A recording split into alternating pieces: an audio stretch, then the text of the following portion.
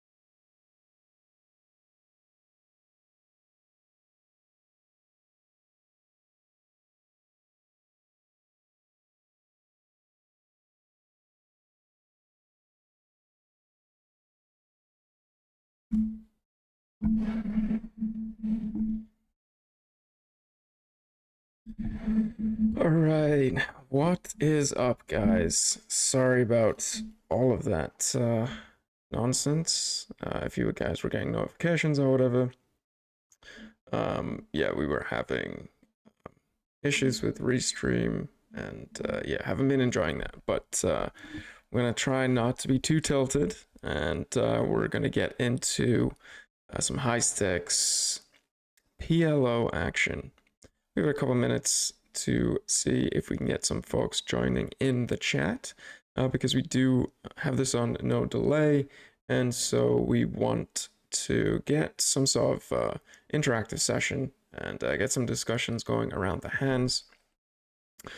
One thing that I will bring up before we get started is that we are going to have kind of, I guess, like a weekly study group almost that we're going to try and build out. And that's going to be, me bringing hands to the table, asking others to kind of send their hands in as well. And, then we're going to kind of be live, no delay, and, sit down, discuss these kinds of hands. I know it's pretty difficult for people to find study groups, for them to be, somewhat consistent, etc. So we will be doing that. But for now, I guess we can kind of jump into some of this high stakes action that I was playing the other day on iPoker Network. So we can kind of run through it and discuss hands as we go. This footage is sped up, I believe. So In the flat, I mean, I'm checking full range on uh, every call out of position. I don't have a donking range. Most people don't in heads up.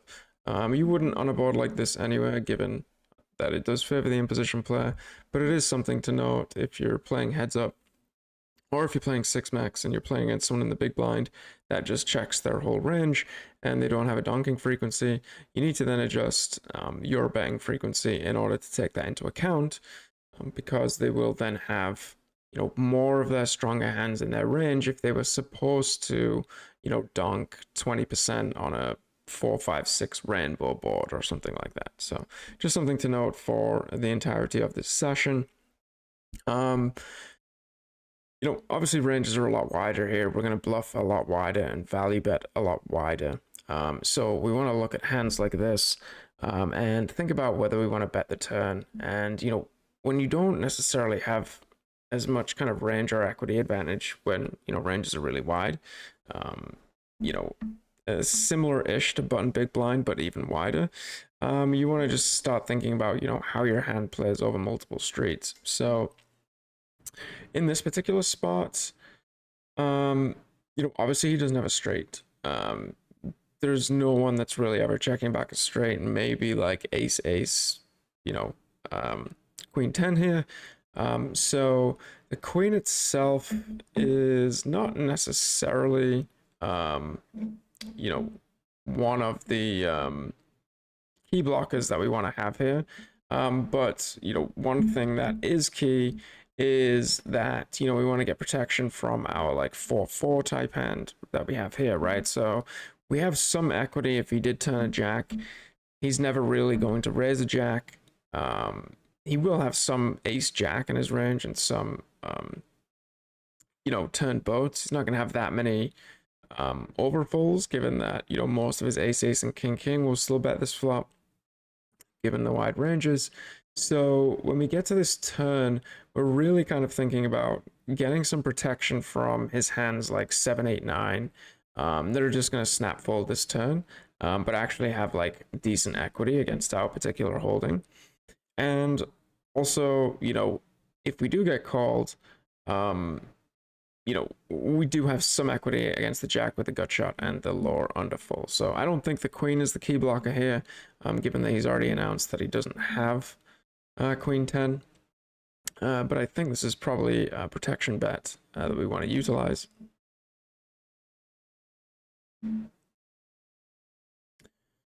And yeah, pretty standard open next with some aces. And flopping top pair, no straight blockers. I think we definitely just want to check here. And against a very small bet, we're never folding, obviously. No sense in raising with our particular hand, no blockers to the straight, and continuing ranges. And then when we get to this river, you know, if we do face a bet here, you know, we want to think about what portion of his range is actually going to be able to go for value here. And he's not going to be betting, especially, you know, if he uses a large sizing, he's not going to be betting any sorts of 2 pairs here. So really, you know, a hand that we would want to have here, like the 10 isn't good enough, the 5 isn't great. We want to be looking at more like 3-pair type hands. So if we have a hand like 10, 8, 7, we could probably, you know, go for a call here. But, you know, people are just going to have so much showdown value when they bet the turn small. They're going to have hands like, you know, the low end of the straight draw or 2 pairs or sets, and they're just like not going to take 2-pair here and necessarily turn it into a bluff. So I think this is a pretty straightforward fold, not too much to talk about here. And let's see,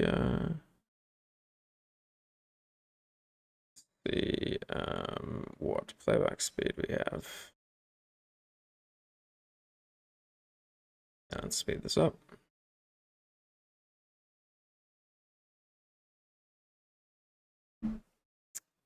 So standard defend with a nut suit, and as I said, always going for the check. And on this particular turn, I mean, yes, we have some blockers to continuing range and some very weak equity, which is often a reason that you might want to go ahead and bet. Um, but honestly, like when you have turns that are this dynamic, I really, really wouldn't recommend taking hands this week. You want some sort of equity. Like, sure, we have like the open ender here, but you know, we're not going to get much fold equity, and you know, we have a lot of reverse implieds as well. If we, you know, river a low straight or a straight with a flush here as well. So I think this would be a pretty standard check, and maybe could call against a small bet and probably fold against a big bet, I would say. Once we get into some more complex spots, we'll start looking at trainer and you know, looking at some sims. I don't think there's anything that we really needed yet.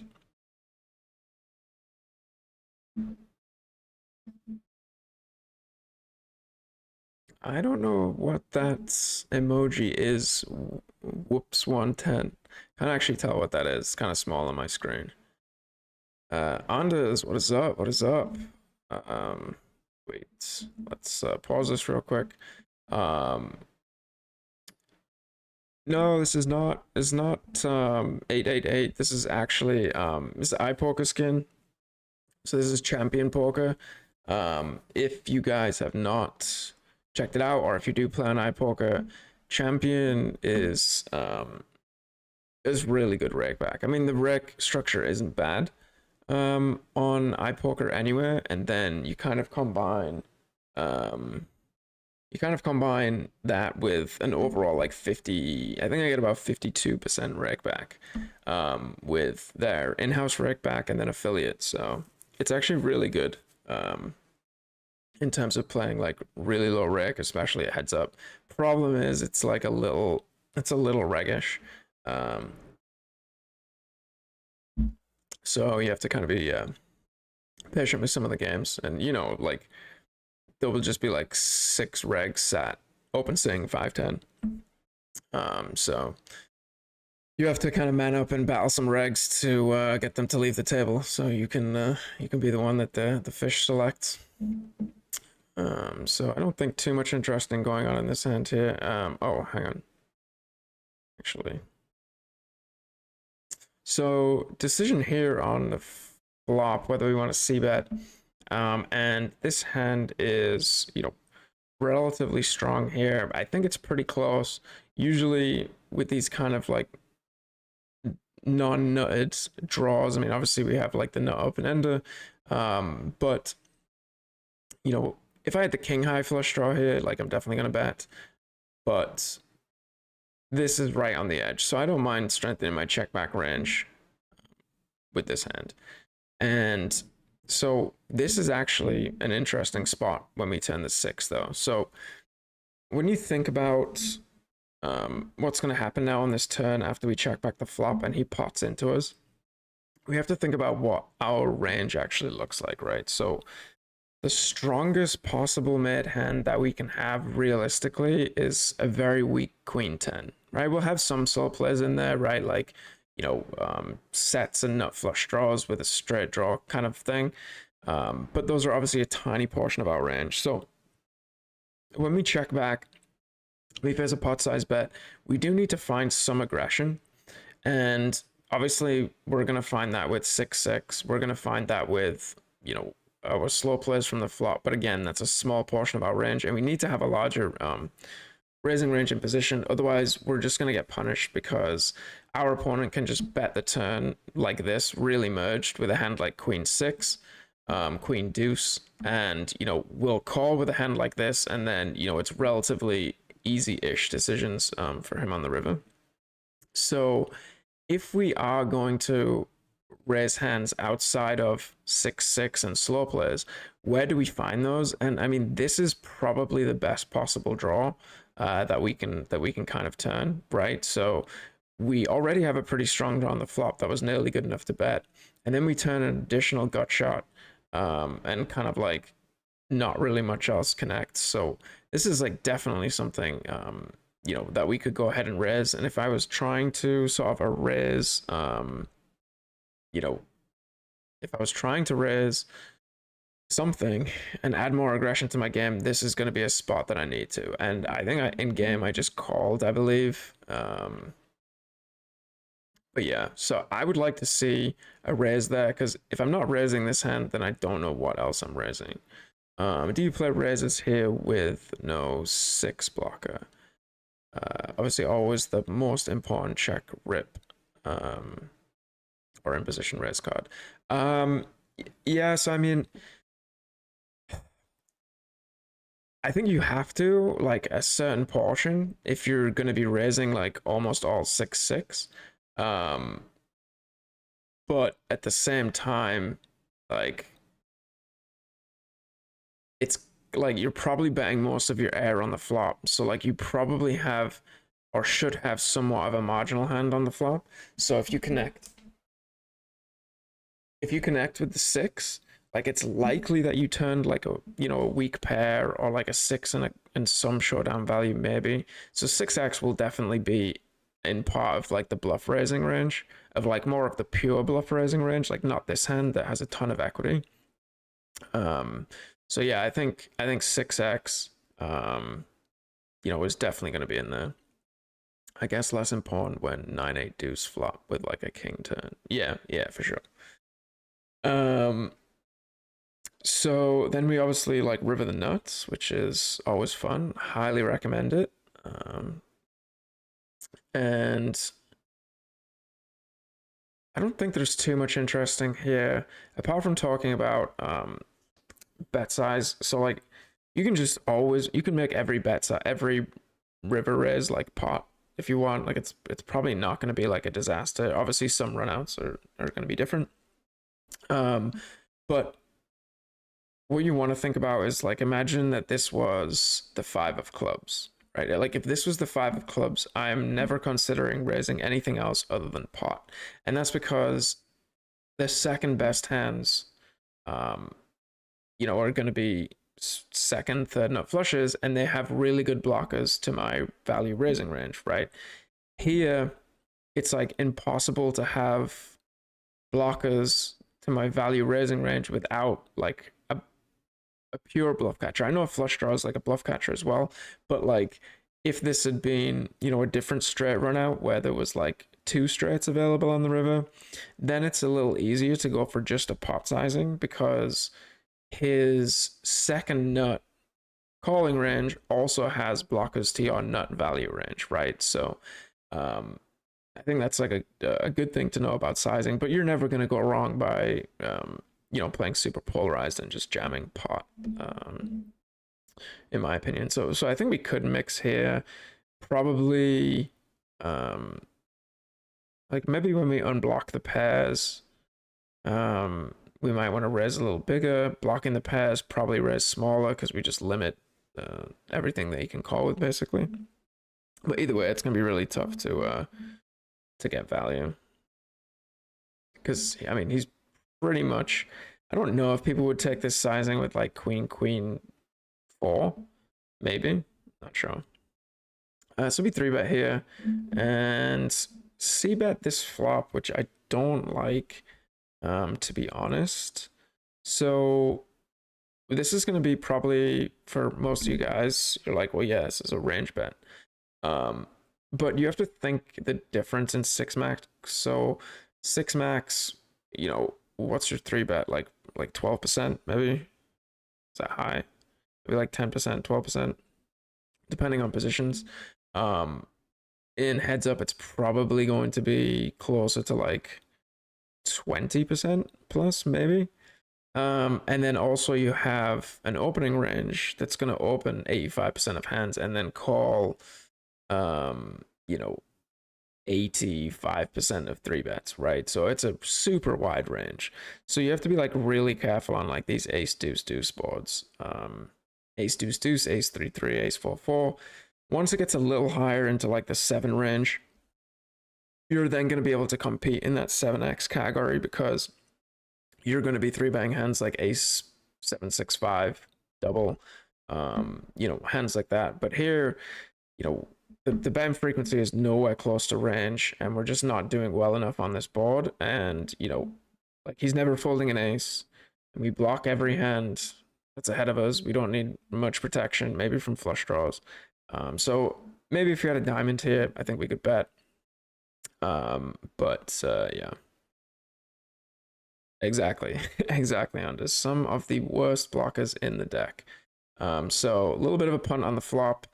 We make up for it on the turn, I think. This is unblocking diamonds now. So our bad punty c-bet on the flop now actually looks kind of good when we connect with the queen. And especially at this lower SPR, but even at if we start at 100 big blinds, going for like the smaller sizing here is like definitely, you know, what we would kind of see. And I can kind of show you as well, you know, this is how I kind of organize my notes and things like that. Just making sure there's nothing in there that's bad. I don't think so.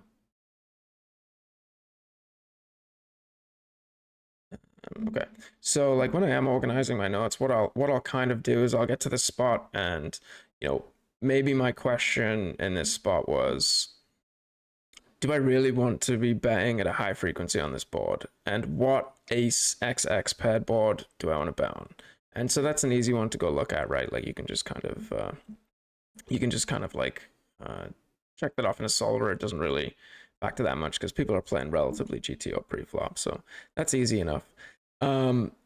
Then I want to kind of think about, you know, so here I can just show you. I mean, like this is how I would like structure it for this hand, and you know, I would take in like my solve trainer notes, and I would have them all linked up, and I would have my questions, and you know, I'd first start with a question, and then come up with a hypothesis to the question, and say, okay, I don't really think that I want to be betting too much on this board. So then, you know, we can open it up, and we can go in and test that hypothesis rather than just diving straight in and just looking at the hand. And pretty sure we opened up the wrong one.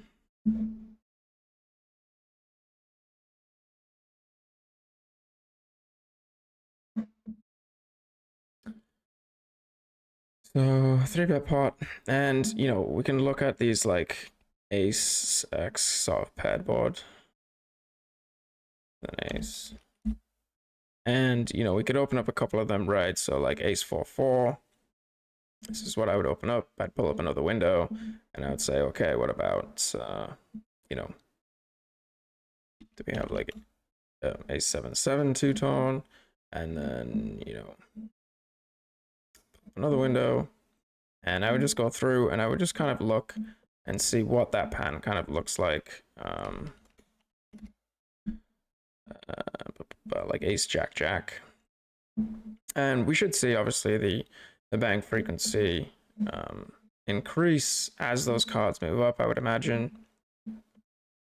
So yeah, like 50% ish, 90% on ace 7-7, and then 99% on ace jack jack, right? So like that makes sense. We're gonna connect with that you know, higher, more middling card more often, right? So that's fine. So then, you know, what's my next solve question in this hand? After I've kind of realized that I'm probably overbetting here on this flop, you know, do I ever bet this hand? What do I want if I do want to bet it? Probably diamonds. Because, you know, as Anders kind of said, we're blocking all the hands we want to fold, and unblocking all of the hands that want to continue, because he's never folding a diamond draw to a third pot here, right? So, and then when we kind of get to this turn, I think it's a relatively obvious bet, given that we pick up equity, we block more showdown, and it's unlikely that he has a strong ace at this point. It's possible that he has a deuce, because not many people are going to raise ace deuce deuce, but he can't really have, or you know, given our blockers, it's unlikely he has like ace king, ace queen, ace jack. And so going for a small sizing here, you know, we can value bet pretty wide in this spot. Probably even like ace king, ace queen type hands. So I think that we definitely want to bet this turn. And I think the small sizing is fine, especially at this SPR because we kind of set up the river shove. Now easy blast off. Well, the thing is, right at this SPR, like we don't have to jam it here because like we will have a lot. I mean, we just don't need that much protection. Like obviously, if we have like ace ace or queen queen, but we wouldn't bet that much queen queen, so it's most likely ace ace. But even if we have ace king, our hand is like pretty strong. Like we're not gonna get that many straights at river runners with a blocker. If we have a diamond as well. So I think the solver is probably gonna go quite small here as well.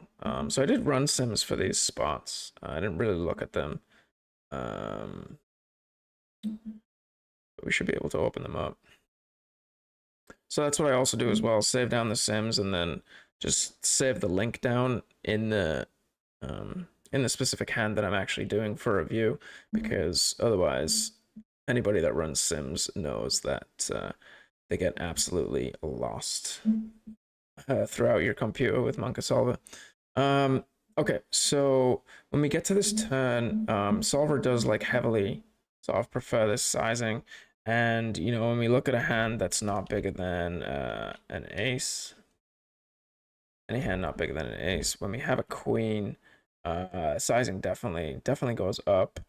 And if we don't have a heart, yeah. And you can see here that the solver without the heart as well likes to actually like go for the larger sizing. And I think it's okay. Just you leave, like this is a different scenario because this is 100 big blinds. And so the pot sizing makes way more sense. But at the smaller SPR, in my mind, I think it works better with the small bet to set up the river jam. Because he is going to have to continue quite wide here. And so, see here. So I did find the turn bet. See, I almost went for the check and just gave up. I guess thinking that, we had decent showdown value, but, now we have, really good showdown value. Especially if he just has some sort of bad diamond draw, but it's unlikely that he just has a bad diamond draw a lot of the time. And then we river the king, and this, after I went back and like reviewed my whole session and I saw this hand, I was like, did I misclick or timeout? Because this is like a massive punt. This is just like the absolute dream river, right? Like we block the straight, we unblock diamonds, and we kind of set up the river shove with the small bet. And then I don't know what I was thinking, but I actually gave up here. And this is just an absolute like slam dunk shove. Which I mean, I'm sure it's 100% going to be that in the solver. If we have a hand less than an ace and we have king queen. I mean, all king queen is like shoving. I mean, but with jack jack as well, yeah, we're just shipping it in. So this didn't like at all. And we're just gonna lose so much to like weak ace X. That's just it's pretty brutal. And then he bets this like really small size, which I mean, I actually don't know what like this is. Like I don't think many people will bet like ace 10 here, like ever. Like he could maybe have ace queen, but I think a lot of ace queen raises. Like I'm not gonna have that much deuce X, so you could even argue to call this because this sizing like doesn't really make sense. But yeah. And so obviously we fold, but yeah, should have just been a snap jam on the river there.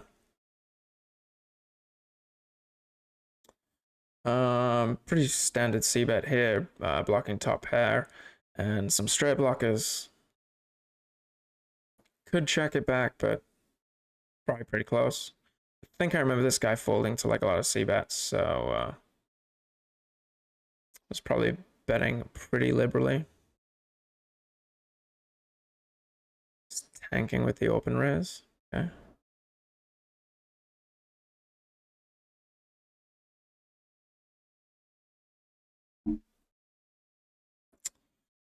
So we get the button open here, pretty standard. And on this flop, this again is another marginal one, similar to the other one, where we have, good equity, but our hand starts getting like really, really kind of sketchy once we get raised. So if we look at it in the trainer, and we pull up our similar hand, which is like, was it Queen 8, Jack 10, and Spade Spade. Always wants to bet, but what I want to like use this as to kind of let you guys know and make sure you're paying attention to the slight variances in the boards, right? Like this, the king is uncovered here, so it changes the board a decent amount, but it changes our specific hand like drastically. So in this scenario, we have obviously the second nut flush. Now with the king being on board, and also the fact that our opponent now cannot have king X and strong spades. So it's going to be a slam dunk bet in this situation. But, here, I think it's a lot more marginal, because if we do ended up like getting shoved on by like king X and clubs, like we're pretty crushed. Like we're in pretty bad shape. So I think I checked this back, or did I bet? I did bet. I think it's close. I mean, you probably go either way. And on the turn, it's an interesting one when we get to the turn, right? So we have two pair and we improve our draw. But like when we have a mid hand that continues against us, right? Because on this turn, I'm really, I'm using pot size bet, right? Like in position, I usually have half pot and pot. So on a dynamic turn like this, where I have somewhat of the polarity advantage, I'm basically always using pot. And if I use pot and he continues with his mid hands, he's obviously doing better than Queen 8, right? Like it's going to involve a king. Like he could have like a King 7 hand. Definitely a lot of King 8 in his range that isn't going to raise the flop on this sort of dynamic board out of position. So we're struggling against mid hands when I pot. And then we got to think about like what draws he's continuing with. And yeah, like our draws are in pretty good shape, but no spade and non-nut clubs is like a little questionable.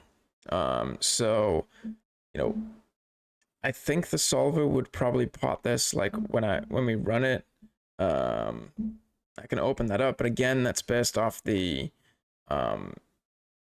sim that has the king and the 8 suit switch. So we would have the second nut flush draw, which is a big difference in this spot and significantly reduces his strong hands. So I think that I would probably like to check this back. I mean, we have a ton of playability and also like a pretty good sort of bluff catching hand on a few runouts.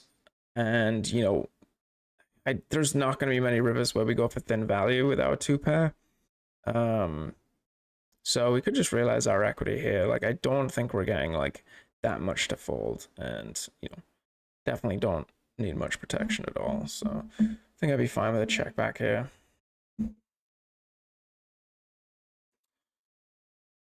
But throw in some good aggression and just slam the pot in there. And then obviously check back on the river, and did have king queen. So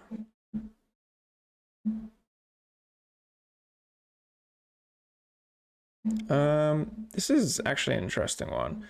And this is kind of applicable in a few different areas of the game tree as well. But on these paired boards, being wrapped around the trips, especially when it's low, is good for a few reasons. And the one being like pre-flop blockers. And you can look at this at like different calling ranges, different raising ranges, right? But if you pull it up like specifically for heads up, so I quickly ran this before, right? So if we have my opening range of 85% on the button versus a 70% calling range, how often does the 70% calling range have a 4 in it, right? And, I mean, I guess we could take out the top parts of the range as well, but whatever. This is just for kind of an example. Um, so if we have that 85% and we add in 5 of hearts, 7 of hearts, 3 of diamonds, and 8 of clubs. And we run it again. So you can see down here how often. So this is the 27-ish percent. The player has a 4 there. And once we put our specific hand in there, it cuts that almost in half because of the hands that he can actually continue with, right? So, that's one thing in terms of blockers, but also it gives you some extra equity as well and some good turn cards to barrel on. So when you bet here and he calls with Queen X and we turn a wrap, or like a pair and straight draw, we can go ahead and like pot the turn and apply a lot of pressure to Queen X. Versus if we check back here, there's nothing that we can really do, to be honest, unless we, like if we hit it hard, even like we're gonna call one street and then have to fold. So it's a lot better to just kind of lead out with these types of hands. You'll see a lot of mixing on these boards. So you can't go too much wrong as long as you're, balancing your kind of frequencies. But yeah, just one thing to note there about kind of card removals. Okay, so we do bet and get the 9 of clubs on the turn. And curious what I did here. I mean, we do block slightly some turn draws, but really, I mean, not much going on. So it's close. I would probably give up. I think, against this player, I think I remember him being quite sort of tight weak. So finding a pot size bet here is never terrible. I would say that you want to be a bit more careful on like a queen 4-4 board versus like a queen 4 board, because there's going to be less hands here, especially against like a more passive player, where they're going to raise 4x because they're just kind of like, oh shit, like I could be drawing dead. I don't have good equity against, whatever. But if you have queen 4 board and they end up, feeling more comfortable raising because they know that even if they're against queen 4, they have like 40% equity or something. So they're less worried about that. So I think you do have to be careful. I mean, the fact that we block hearts as well blocks some of his continues. But, as I said, the likelihood of him having a 4 is drastically reduced, and people are really going to struggle to defend this turn when you pot into them without a 4 or a boat. Or raise you. Like, no one's going to play back that aggressive at you. So I don't mind the pot sizing here with the 8 of clubs. I think that's okay.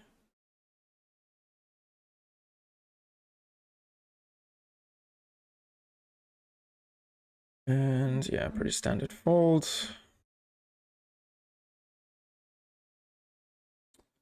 And okay, so standard 4-bet, one of the worst possible boards that we can have out of position, no flush draws. Rainbow board, rainbow straight. This is like a full range check. I mean, even in a 3-bet pot, this is a full range check, but 4-bet pot, we're struggling, and I think this is just going to be a pretty standard check fold, unfortunately.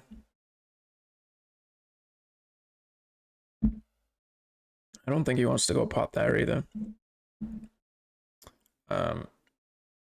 Okay, so this one is a little interesting. We can look at this in the trainer. So again, when I'm kind of going through these hands, my theory for this hand is going to be that I probably don't have a huge bang frequency. It's probably 50% plus, maybe. It's not 100%. I will have a lot of kings, but it's a dry board. I'll have a lot of like double suited hands when I 3-bet. And so actually it's the opposite in heads up versus 6-max and 6-max when you 3-bet. And the board is like two-tone or monotone. That favors the caller. because they will be calling with more kind of double suited rundowns versus the aces heavy range. Whereas in heads up, you're gonna have more of those strong hands in the three bang range, and like people just have such a wide open call range, like which is GTO, that they're not gonna connect as well on those two-tone boards. So here, like this is not a great board for us. It's an okay board for us, but we're absolutely crushing this board. We have a 9 here as well. So I think when we have king king and a 9, I think this is a good candidate to check. We have some backdoor straight draws, backdoor flush draws. We have good playability if it does go check check. We're not like really too sad about many turns. Like we're not gonna have to fold any turn. So I think this is like a good check candidate to put into our slow playing range. And so I did debate whether to bet or not. We did check, and he checks back, and we get a pretty bad card for our range. So we have a very good hand. And I do want to check this turn at a good frequency. However, when the flop goes check, check, it's a lot different than c-bet call, right? So if I c-bet call and get called on the flop here with my kings, I'm going to probably be checking range on this 4 because it's just so good for the imposition players calling range, and we block, everything other than the draws, right? However, here we went check, check. So our opponent, is probably going to bet some of his 5-7 hands, obviously his wraps and pair and draw type hands. So we probably split here, I would think, between like king, king. And what I would likely think is, in this spot, your like kings with a flush draw here is probably going to bet to just push a ton of the equity that you have. And you also have playability with the 9 and the diamonds. So it's not tough when you like bet here, get called, and then it's like somewhat of a high SPR on the river, and you have to like play it out of position. So I think this hand actually probably could lead, and probably would be a better candidate to lead.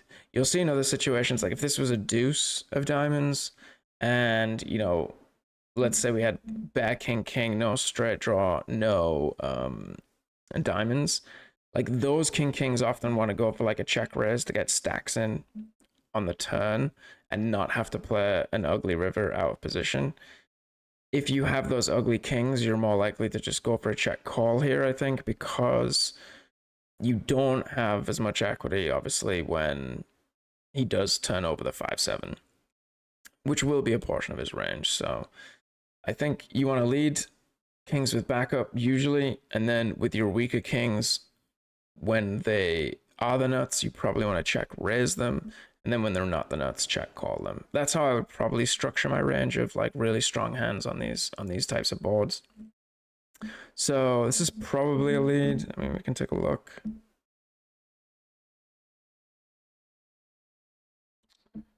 Can take a look.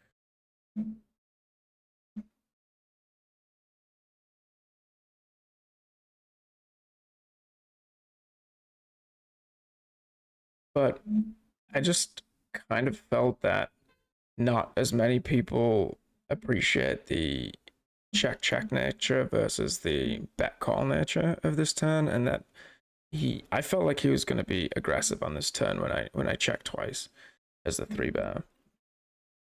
So when we do get this turn, and you look at like king king type hands that we have, well, let's take out the straight. 5-6 and king king.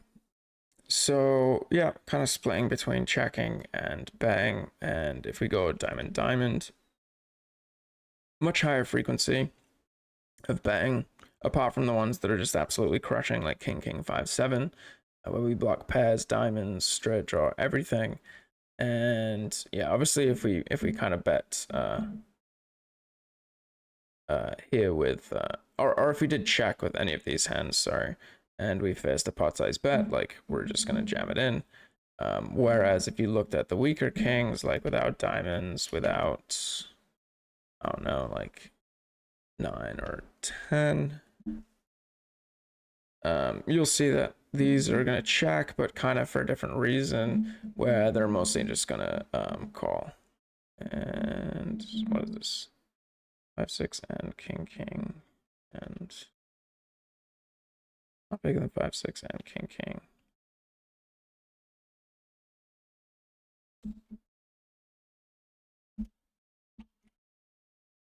Yeah. And so you see, like, these weaker kings here will just call. Whereas if this was a deuce and we could run a different sim, a deuce of diamonds, those kings would, the weaker kings would go for that check raise. So I think that's a pretty kind of standard takeaway there. So I did elect to go for the check, given that we had the 9 in there, and I just didn't think that he would have much 5-7. So a lot of his 5-7 that open calls is gonna include like a 6 or an 8, which is gonna ban the flop. So went for the check here, and we did actually face a pot size bet, and I think that, you know, ripping here is definitely the play, because there's not that many rivers that he's gonna like barrel off on if we call a pot size bet on the turn here, when he's just pure bluffing. And also, we can push a ton of equity against hands that will actually call us, like 2 pairs and straight draws, you know, pair and diamond draws that are going to continue against us. So I think it's just missing way too much value if we don't jam this hand.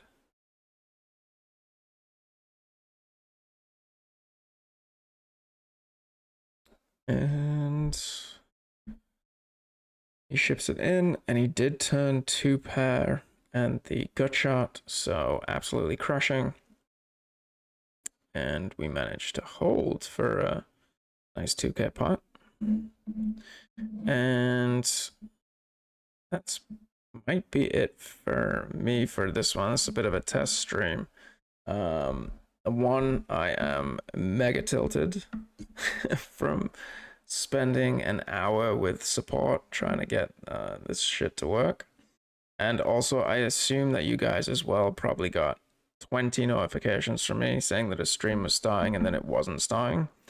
And that's probably why we have basically nobody watching the stream right now. So, yeah, I think that's it for me. But, you know, for those of you guys that are still here, make sure that you send some hand reviews if you want, because I think probably next week, maybe this weekend, going to start doing the kind of live study stream sessions where you can submit hands, and we'll do similar stuff to this, or, you know, maybe I'll run some sims and we'll talk through the hands of ones that you've played, ones that I've played, and make it a group effort, try and get some interaction, and hopefully some more folks in the stream. But yeah, that's going to be it from me. So thanks for you guys that did join, and hopefully there will not be 100 notifications next time, and we'll get a bit of a smoother process going. So appreciate it, guys.